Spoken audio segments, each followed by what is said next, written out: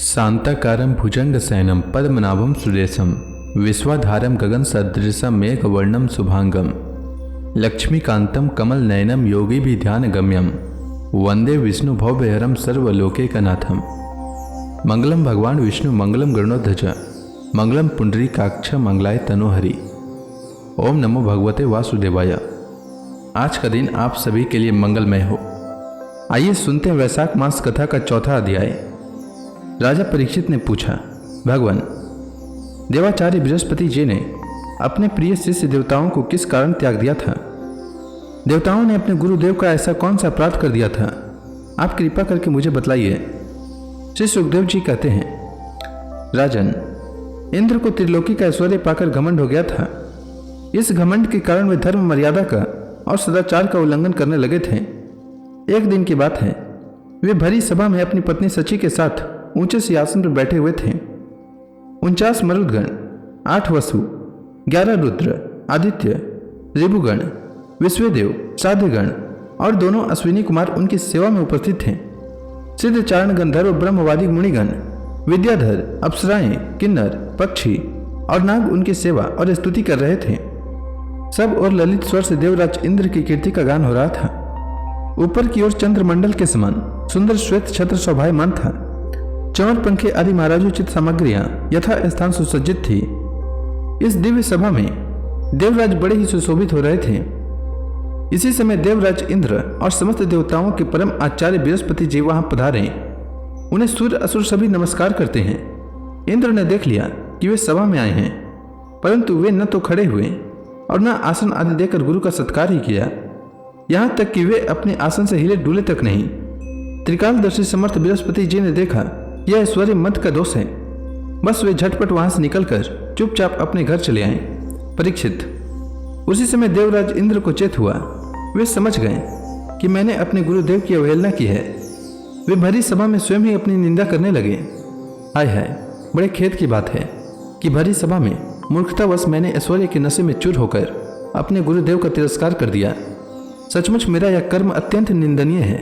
भला कौन विवेकी पुरुष इस स्वर्ग की राजलक्ष्मी को पाने की इच्छा करेगा? देखो तो सही, आज इसी ने मुझ देवराज को भी असुरों के रजोगुणी भाव से भर दिया। जो लोग यह कहते हैं कि सार्वभौम राज सिंहासन पर बैठा हुआ सम्राट किसी के आने पर राज सिंहासन से न उठे, वे धर्म का वास्तविक स्वरूप नहीं जानते। ऐसा उपदेश करने वाले कुमार्ग की ओर ले जाने वाले हैं। वे स्वयं घोर नरक में गिरते हैं। उनकी बात पर जो लोग विश्वास करते हैं वे पत्थर की नाव की तरह डूब जाते हैं। मेरे गुरुदेव बृहस्पति जी ज्ञान के अथाह समुद्र हैं।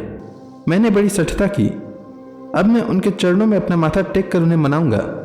परीक्षित, देवराज इंद्र इस प्रकार सोच ही रहे थे कि भगवान बृहस्पति जी अपने घर से निकलकर योग बल से अंतर्धान हो गए। देवराज इंद्र ने अपने गुरुदेव को बहुत ढूंढा, परंतु उनका कहीं पता न चला। तब वे गुरुदेव के बिना अपने को सुरक्षित न समझकर देवताओं के साथ अपनी बुद्धि के अनुसार स्वर्ग की रक्षा का उपाय सोचने लगे, परंतु वे कुछ भी सोच न सके। उनका चित्त अशांत ही बना रहा। परीक्षित, दैत्यों को भी देव गुरु बृहस्पति और देवराज इंद्र की अनबन का पता लग गया। तब उन मदोन्मत्त और आतताई असुरों ने अपने गुरु शुक्राचार्य के आदेशानुसार देवताओं पर विजय पाने के लिए धावा बोल दिया। उन्होंने देवताओं पर इतने तीखे तीखे बाणों की वर्षा की कि उनके मस्तक, जंघा और बाहु आदि अंग कट कट कर गिरने लगे। तब इंद्र के साथ सभी देवता सिर झुकाकर ब्रह्मा जी की शरण में चले गए। स्वयंभू एवं समर्थ ब्रह्मा जी ने देखा कि देवताओं की तो सचमुच बड़ी दुर्दशा हो रही है। अतः उनका हृदय अत्यंत करुणा से भर गया। वे देवताओं को धीरज बंधाते हुए कहने लगे।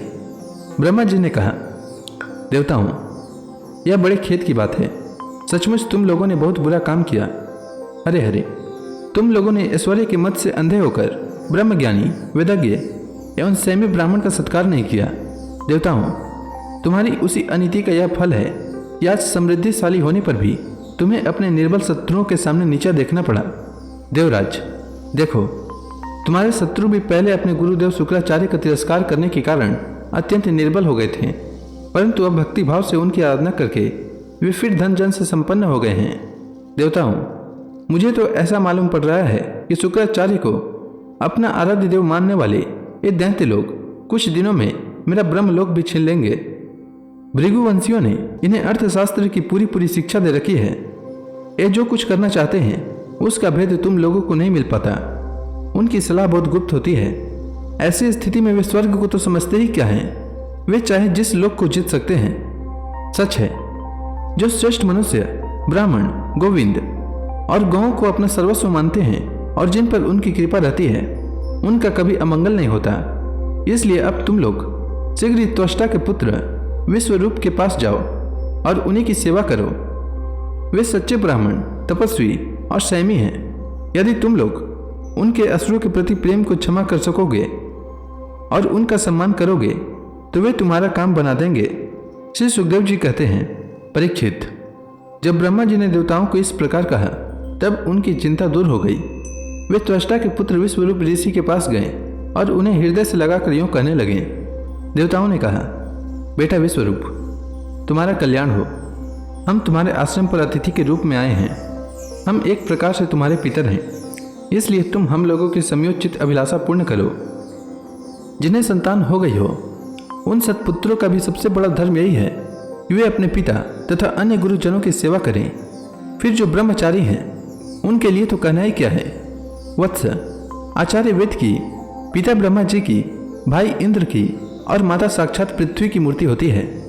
इसी प्रकार बहन दया की, अतिथि धर्म की, अभ्यागत अग्नि की और जगत के सभी प्राणी अपने आत्मा की मूर्ति आत्मस्वरूप होते हैं। पुत्र, हम तुम्हारे पितर हैं। इस समय शत्रुओं ने हमें जीत लिया है। हम बड़े दुखी हो रहे हैं। तुम अपने तपोबल से हमारे यह दुख, दारिद्र्य और पराजय टाल दो। पुत्र, तुम्हें हम लोगों की आज्ञा का पालन करना चाहिए। तुम ब्रह्मनिष्ठ ब्राह्मण हो, अतः जन्म से ही हमारे गुरु हो। हम तुम्हें आचार्य के रूप में वर्ण करके तुम्हारी शक्ति से अनायास ही शत्रुओं पर विजय प्राप्त कर लेंगे। पुत्र, आवश्यकता पड़ने पर अपने से छोटों का पैर छूना भी निंदनीय नहीं है। वेदजनों को छोड़कर केवल अवस्था बड़प्पन का कारण भी नहीं है। श्री सुखदेव जी कहते हैं, परीक्षित, जब देवताओं ने इस प्रकार विश्वरूप से पुरोहिती करने की प्रार्थना की तब परम तपस्वी विश्वरूप ने प्रसन्न होकर उनसे अत्यंत प्रिय और मधुर शब्दों में कहा। विश्वरूप ने कहा, पुरोहिती का काम करना ब्रह्म तेज को क्षीण करने वाला है, इसलिए धर्मशील महात्माओं ने उसकी निंदा की है। किंतु आप मेरे स्वामी हैं और लोकेश्वर होकर भी मुझसे उसके लिए प्रार्थना कर रहे हैं। ऐसी स्थिति में मेरे जैसा व्यक्ति भला आप लोगों को कोरा जवाब कैसे दे सकता है। मैं तो आप लोगों का सेवक हूँ। आपकी आज्ञाओं का पालन करना ही मेरा स्वार्थ है।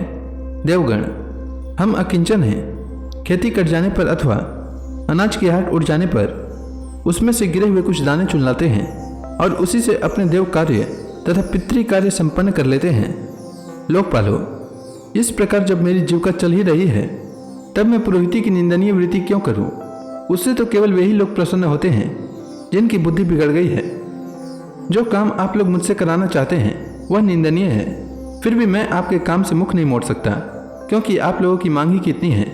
इसलिए आप लोगों का मनोरथ मैं तन मन धन से पूरा करूंगा। श्री सुखदेव जी कहते हैं, परीक्षित, विश्वरूप बड़े तपस्वी थे। देवताओं से ऐसी प्रतिज्ञा करके उनके वर्ण करने पर वे बड़ी लगन के साथ उनकी पुरोहिती करने लगे। यद्यपि शुक्राचार्य ने अपने नीति बल से असुरों की संपत्ति सुरक्षित कर दी थी, फिर भी समर्थ विश्वरूप ने वैष्णवी विद्या के प्रभाव से उनसे वह संपत्ति छीनकर देवराज इंद्र को दिला दी। राजन, जिस विद्या से सुरक्षित होकर इंद्र ने असुरों की सेना पर विजय प्राप्त की थी उसका उदार बुद्धि विश्वरूप ने ही उन्हें उपदेश किया था। राजन, जिस विद्या से सुरक्षित होकर इंद्र ने असुरों की सेना पर विजय प्राप्त की थी उसका उदार बुद्धि विश्वरूप ने ही उन्हें उपदेश किया था। तो इसी के साथ यह अध्याय समाप्त हुआ। इसके आगे की कथा मैं कल के अध्याय में सुनाऊंगा। तब तक के लिए भगवान हरि का नाम लेते रहें। तो प्रेम से बोली भगवान विष्णु की जय, श्री कृष्ण भगवान की जय, समस्त देवी देवताओं की जय।